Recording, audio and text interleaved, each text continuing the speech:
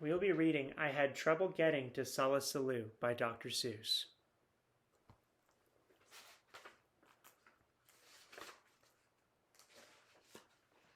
I was really happy and carefree and young, and lived in a place called the Valley of Vung, and nothing, not anything, ever went wrong, until one day I was walking along, and I guess I got careless, I guess I got gawking at daisies and not looking where I was walking.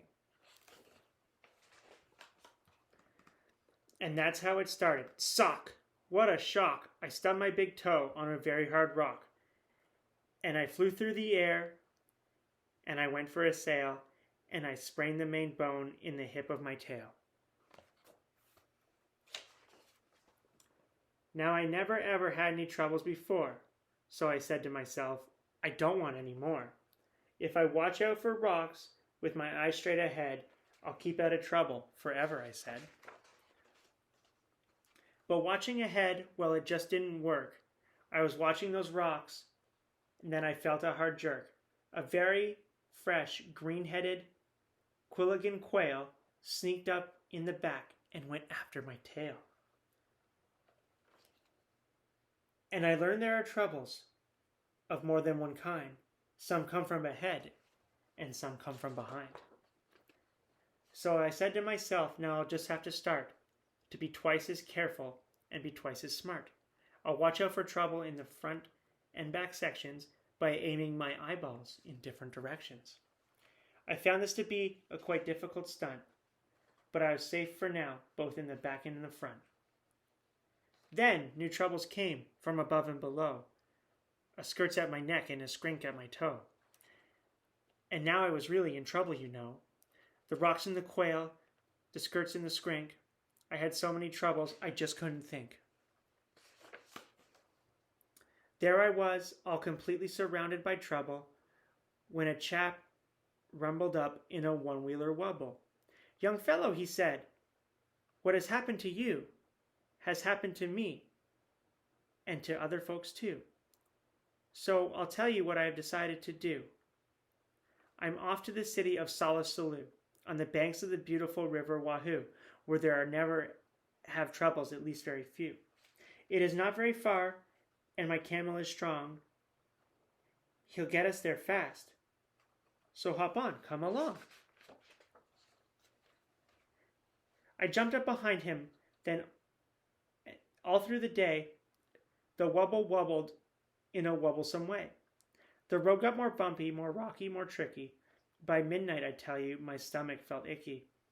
And so I said, Mister, please, when do we get to that wonderful town? Aren't we almost there yet? Young fellow, he told me, don't start in a stew. At sunrise, we'll drive into Solla Sollew. And you'll have no more troubles, I promise I do. But when dawn finally came and the darkness got light, that wonderful city was nowhere in sight. Instead of the city, we ran into trouble. Our camel got sick, and he started to bubble. We had to pull him in the one-wheeler wubble. So there we were in a dreadful position. Our camel sure needed a camel physician. Now doctors for camels are not often seen, especially in mountains. They're far, far between. So we pulled that old wubble and set out to find some doctor while dragging our camel behind. I pulled, and the next thing I knew, I was pulling the camel and the wubble chap too. Now really, I thought, this is rather unfair, but he said, don't you stew, I'm doing my share. This is called teamwork. I furnish the brains, you furnish the muscles, the aches and the pains. I'll pick the best roads and tell you where to go, and we'll find a good doctor more quickly, you know. Then he sat and he worked with his brain and his tongue, and he bossed me around just because I was young. He told me go left, and then he told me to go right, and that's what he told me all day and all night. Next morning we located Dr. Sam Snell, who knew about tonsils and camels as well. Our camel, he said, had a case of the gleeks, and should lie flat in bed for at least 20 weeks. I was tired, how I wanted to crawl into bed, but the wubble chap sent me away, and he said, your troubles are practically all at an end. just down that hill and around the next bend, and you'll come to the Happy Way bus route, my friend. The Happy Way bus leaves at 4:42 and will take you directly to Solla Sollew on the beautiful banks of the river Wahoo, where they never have troubles, at least very few. Well, the bus stop was there, and that part was just fine. But tacked on a stick was a very small sign, saying notice to passengers using our line. We are sorry to say that our driver Butch Myers ran over 4 nails and has punctured all tires. So until further notice, the 442 cannot possibly take you to Solla Sollew. But I wish you a most pleasant journey by feet, signed Bus Line President Horace P. Sweet. So I went on by feet thanks to Horace P. Sweet, and that Horace P. Sweet almost ruined my feet. 100 miles later, my feet were so sore, then wouldn't you know it, it started to pour. I was drenched to the skin when a chap in a slicker splashed up and he yelled, "It's a midwinter jicker!" The midwinter jicker came early this year, and it's not going to be very comfy around here. Any fool would get out. So I packed up my things, and I'm off to my granddaddy's out in Palm Springs. "Take cover," he yelled. "Use my house if you wish." Then the chap in the slicker splashed off like a fish. I ran into the house and fell in a heap. I needed to rest, but I just couldn't sleep. Did you ever sleep when your feet were like ice, with a family of owls and a family of mice? I listened all night to the growls and the groans and the chattering teeth of those mice and those owls, while the midwinter jicker howled horrible howls. I tossed and I flipped, and I flopped and I flapped, and it was 5:15 when I finally slept. Then I dreamed I was sleeping on billowy billows of soft silk and satin marshmallow stuffed pillows. I dreamed I was sleeping in Solla Sollew on the banks of the beautiful river Wahoo, where they never have troubles, at least very few. Then I woke up, and it just wasn't true. I was crashing downhill in a fabulous flood, with suds in my eyes and my mouth full of mud, and my nose full of water, my ears full of shrieks of the owls flying off with the mice in their beaks.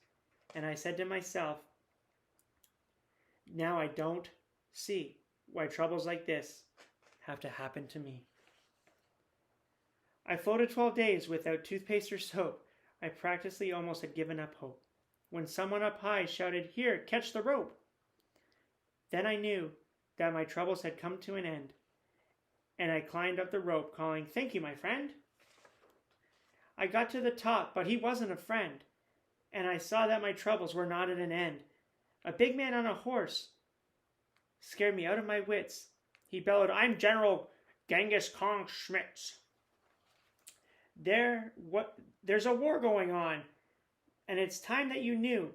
Every lad in this land has a duty to do. We're marching to battle. We need you, my boy. We're about to attack. We're about to destroy the perilous Poozer of Pomplamoose Pass. So get into line. You're private first class." He gave me a shooter and one little bean, which was not very much, if you see what I mean. Then he yelled, "Get the Poozer, attack without fear. The glorious moment of victory is near." And the glorious general led the advance with glorious swish of his sword and his lance, and a glorious clank of his tin-plated pants. Then we went round the corner, and found, alas, there was more than one Poozer in Pomplamoose Pass. And Genghis Khan Schmidt shouted at his men, "This happens in war every now and again. Sometimes you are winners, sometimes you are losers. We can never win against so many Poozers. And so I suggest that it's time to retreat." And the army raced off in its tin-plated feet. There I was, with more Poozers than I'd ever seen. There I was, with my shooter and only one bean. There I was, and I thought, will I ever get through to the wonderful city of Solla Sollew, on the banks of the beautiful river Wahoo, where there are never any troubles, at least very few.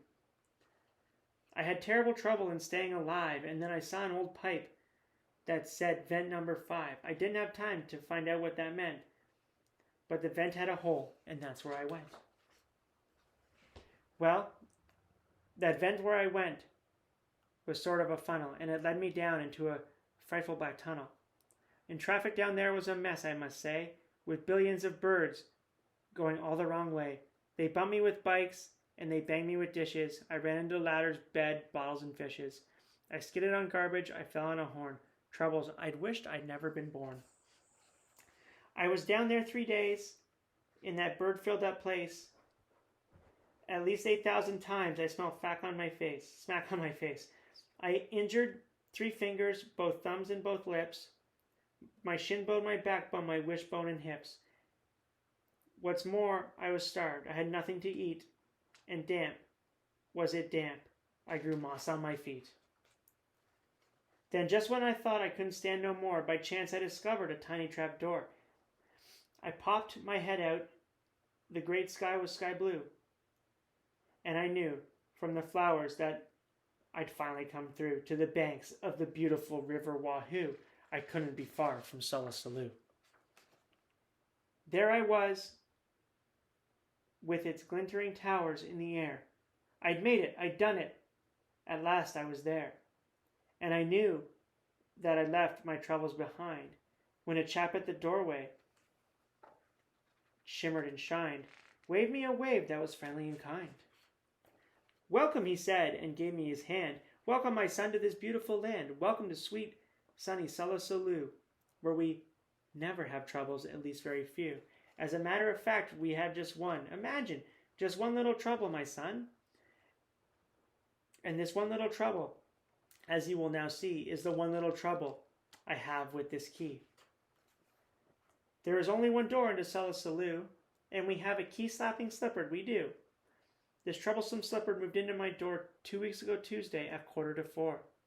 Since then, I can't open this door anymore, and I can't kill the slipper. It's very bad luck to kill any slipper, and that's why we're stuck. And why no one gets into the town's gone to pot. It's a terrible state of affairs, is it not? And so, said the doorman of Solla Sollew, my job at the door here is finished. I'm through. And I tell you what I have decided to do. I'm leaving, he said, leaving Solla Sollew on the banks of the beautiful river Wahoo, where we never have troubles, at least very few, and I'm off to the city of Bola Bubal on the banks of the beautiful river Wuwal, where they never have troubles, no troubles at all. Come along with me, he said as he ran, and you'll never have any more troubles, young man.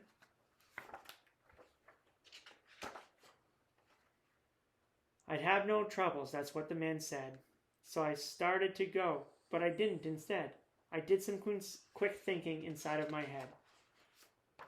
Then I started back to the Valley of Vung. I know I'll have troubles.